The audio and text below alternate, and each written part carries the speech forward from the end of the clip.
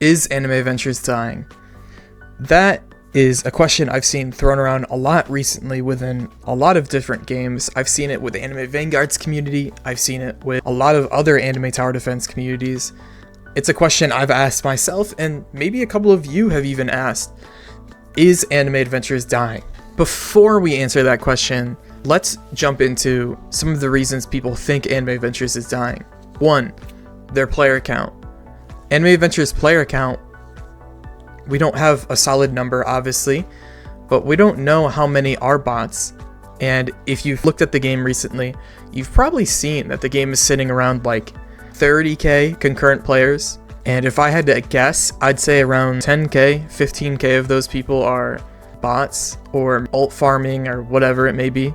So like I said, Anime Adventures, their player count has drastically dropped on Roblox. We've all seen it. It's like, as I said, sitting around 30k. And why is that? You might be asking the question, okay, why is the player count going down so low for a game that's so successful? Well, you could point it at a couple of different things.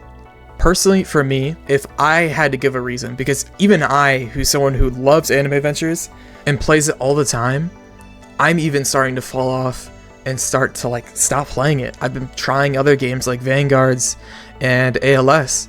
I would say one of the main reasons I've stopped playing, and a lot of people also have probably stopped playing, is just the updates. So Anime Adventures, obviously, we all know it re-released on Christmas or on the 25th. And within that span, we're now at the end of February. As of recording this, it's February 28th, and we still have only gotten 2 updates, with them teasing their newest 3rd update since the re-release. The first update was obviously the game's re-release. It was the original Christmas update from 2023. That update I would not say was underwhelming, but I think for a lot of people were expecting a little more because obviously the game had been gone for about a year. But for me personally, and a lot of others, we actually gave them, or at least when I say we, I mean I, kind of gave them the pass of like, okay, it's clear they have not been working on the game for a year, and they just dropped this update as like a kind of warm-up, like they want to get back into making the game. So I gave that, not the cold shoulder, but like an excuse. I gave them an excuse to why that update wasn't great. Even though the Christmas update, it wasn't horrible, it just wasn't an insane, thing. But that leads us to another reason. This is probably the main reason the game's player count has dwindled so hard, is the Sakamoto Days update. The Sakamoto Days update isn't necessarily bad. It's just, it was underwhelming for a lot of people, including myself. I mean, I think a lot of people, including myself, were expecting something really big with this update, especially because the wait between these 2 updates was about a month and a week. So it had been quite a while. So a lot of people were expecting, okay, they're just going to do this Christmas update and then follow it up with a really big update afterwards. And that's clearly not what they did. They did a very, very, very small update afterwards, the Christmas update. And it's been almost around, I'd say, like 3 weeks, maybe a little more, 4, since that Sakamoto Days update had come out. That update, in my opinion at least, is very underwhelming. The characters in it are very fun, and they're good to use, but other than that, what else substance is there? You have a raid, which takes like less than a day to complete, and then you have the whole premise of the update, which is the contract event, which you can quite literally, within a day of farming, get the secret, and then get mostly all the mythics. It's not necessarily a bad small update, but when your game recently returns and everyone's eyes are on this game, and this is all you have to bring, it turns people off. It makes people not want to play it. And I mean, that's pretty obvious to me, at least. That's what's happening. So the game's recent updates and the game's player count, those are 2 things that you can pinpoint of why the game's dying. So with that, let's hop into our next reason. Our next reason is, might be a little controversial, but I agree with it, and I think a lot of you will, is competition.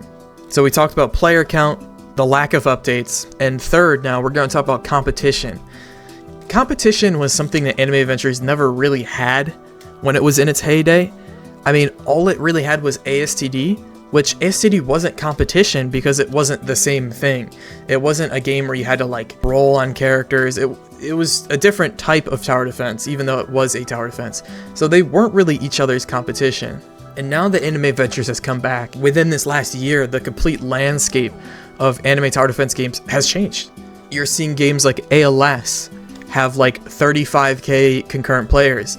You're seeing games like Anime Vanguards, which recently just had an amazing update that's averaging around 50 to 60k players a day. So the TLDR of that is AA finally has competition, and it doesn't feel like Anime Ventures is competing very well. I mean, we're seeing these other games just topple them.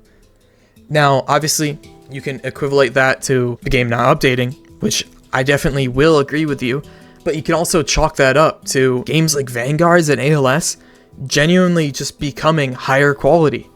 And the crazy part to me is we still have so many other games on the horizon that will come out at some point. The overall point of this video isn't to run Anime Ventures' name throughout the mud. It's to answer a question that I'm sure a lot of you guys have been feeling, or have even questioned or talked about with your friends, whatever. The whole point of this video is just to have this topic and bring it up. Personally, for me, do I think Anime Ventures is dying? When I think of that question, and I think of my answer for that question, it's kind of hard to answer because I can see both sides. I can see the side why people say Anime Ventures sucks, and I can see the side of people that defend Anime Ventures. Personally, for me, I do not think Anime Ventures is dying, but at the same time, you also cannot ignore the numbers.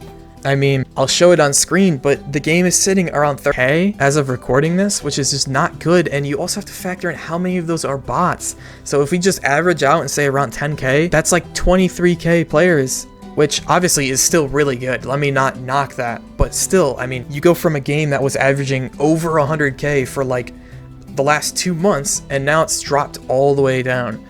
I do think this next update will definitely see the player count drop or jump back up to 100, but the real question is, will they be able to even keep it at 100k? Because, I mean, waiting a month per update, whether it's a massive update or a super small update like Sakamoto Days, is genuinely a way just to kill your game.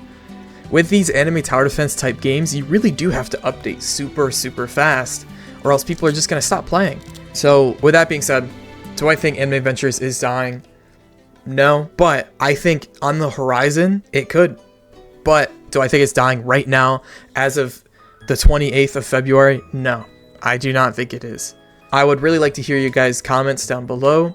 I want to hear what you guys think. Is it dying or not? I really do like to hear you guys in the comments down below. I'd like to hear what you guys think. Keep in mind, I also have a Discord server that I just recently made. You can join that if you want to talk with other people as well about Anime Ventures, Vanguards, mobile games, whatever it is. And now, with that being said, thank you guys so much for watching. Make sure you guys subscribe, like, comment, and I'll see you guys in the next video. Love you.